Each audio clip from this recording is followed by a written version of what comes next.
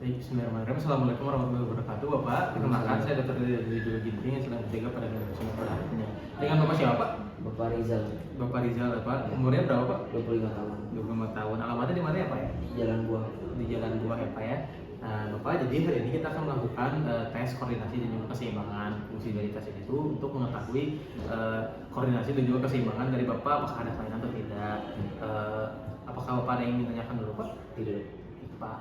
Jadi pertama-tama kita akan melakukan finger to nose test dulu terlebih dahulu. Yang pertama kita meminta penderitanya untuk atau pasiennya ini untuk menyentuh ujung jari pemeriksa, saya sebagai pemeriksa, lalu menyentuh ujung hidungnya dengan ujung jari telunjuknya. Boleh Bapak silakan Bapak.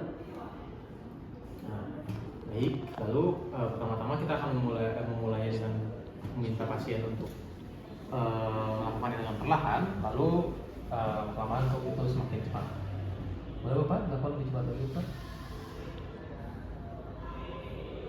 Nah, di sini baik Pak, cukup Pak. Di sini tidak ada adanya gangguan koordinasi. Lalu selanjutnya kita akan melakukan tes yang sebenarnya yaitu nose to finger test, yang dimana kita meminta pasien untuk menyentuh ujung hidungnya dengan ujung jari telunjuknya, kemudian menyentuh ujung jari pemeriksa dan kembali menyentuh ujung hidungnya. Boleh Bapak, boleh Bapak. Pertama-tama akan dilakukan perlahan terlebih dahulu, lalu kita akan meminta pasien untuk melakukan hal tersebut dengan mata terbuka dan mata tertutup. Bapak boleh ditutup dulu matanya Pak, sambil terus melakukan Pak. Baik Pak, dan lalu juga semakin cepat seiring berjalan. Terus Pak, Bapak boleh dibuka lagi matanya Pak. Baik, cukup. Nah, jadi di sini tidak ada juga kelainan koordinasi dan juga keseimbangan dari pasien tersebut. Lalu selanjutnya kita akan meminta pasien tersebut untuk melakukan finger to finger test, di mana kita akan meminta pasien untuk menyentuh kedua ujung jarinya dan lalu mempertemukannya secara horizontal. Bapak boleh Pak dilakukan Pak seperti ini ya Pak. Lalu pertama-tama dilakukan secara perlahan terlebih dahulu dan kita minta pasien juga untuk melakukan dengan mata terbuka dan juga tertutup. Lalu boleh Pak sambil ditutup matanya. Oke. Dan semakin cepat ya Pak. Oke. Dan boleh buka lagi Pak matanya? Nah, cukup. Jadi di sini juga ada kelainan dari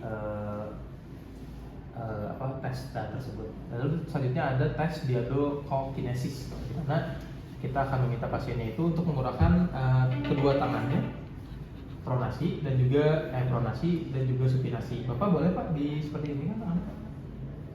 Secara perlahan dulu ya Pak.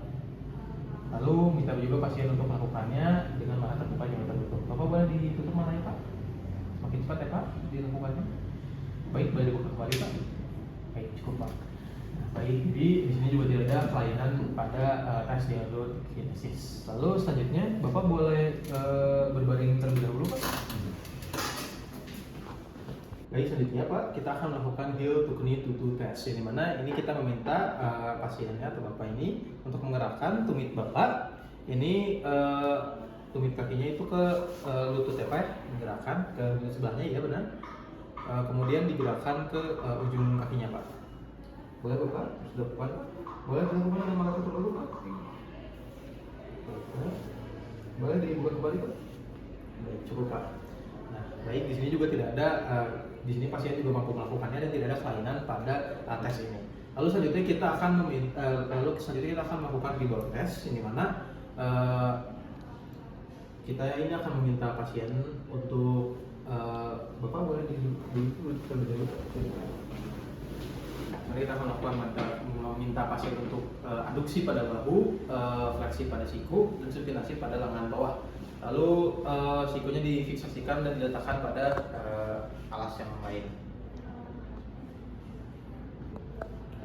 Lalu sebelumnya lengan yang lainnya itu harus menjaga buka dan badan diperiksa supaya tidak terpukul oleh tangan beliau. Bapak boleh ditekan untuk menutup bukanya, takutnya nanti terpukul pada saat pemeriksaan. Lalu Bapak boleh untuk ditarik Pak.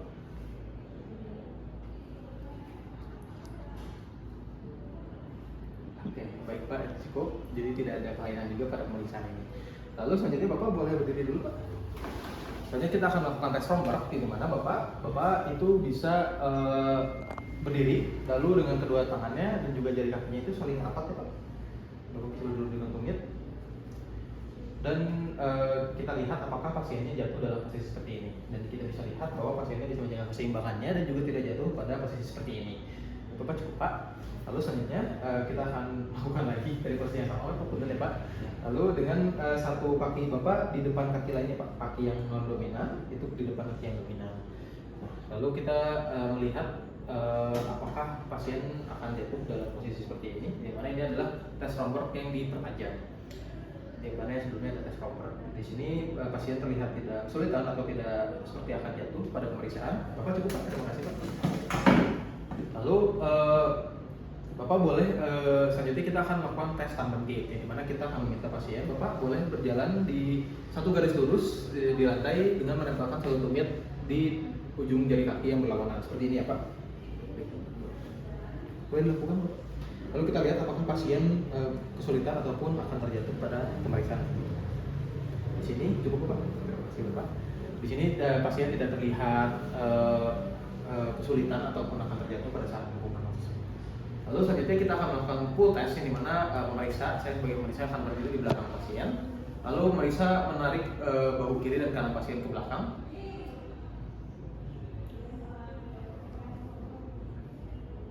Lalu kita akan melihat apakah pasien akan jatuh atau tidak. Dimana kalau misalkan pasien ini jatuh, berarti berarti ada gangguan keseimbangan dari pasien tersebut.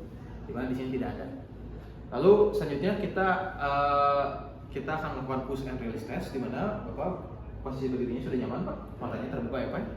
Lalu kita berdiri cukup jauh dari belakang pasien. Bapak boleh maju sedikit Pak. Nah, lalu kita Bapak boleh bertahan sekuat tenaga untuk agar tidak jatuh ya Pak, karena saya akan mendorong Bapak. Lalu kita Bapak boleh mendorong badan Bapak ke belakang Pak. Saya akan saya tahan Pak.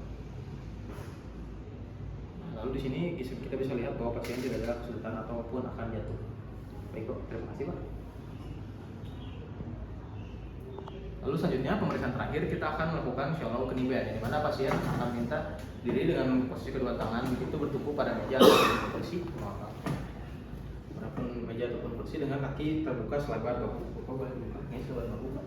Kemudian Bapak boleh untuk merendahkan posisi sekitar 15 cm di posisi tumit, Bapak. Lalu kita lihat Bapak boleh balik ke posisi semula Pak, perlahan-lahan.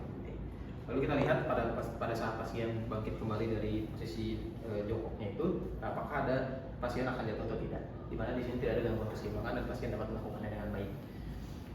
Baik Bapak, boleh kembali lagi Pak ke meja. Baik Bapak, alhamdulillah ini pemeriksaannya sudah selesai. Jadi dari sekian banyak tes yang kita lakukan tadi, tidak ada gangguan pada koordinasi dan juga keseimbangan Bapak. Semua tesnya bisa Bapak lakukan dengan baik dan juga tanpa ada kendala sedikit pun. Bapak ada yang ingin ditanyakan terlebih dahulu? Tidak ada.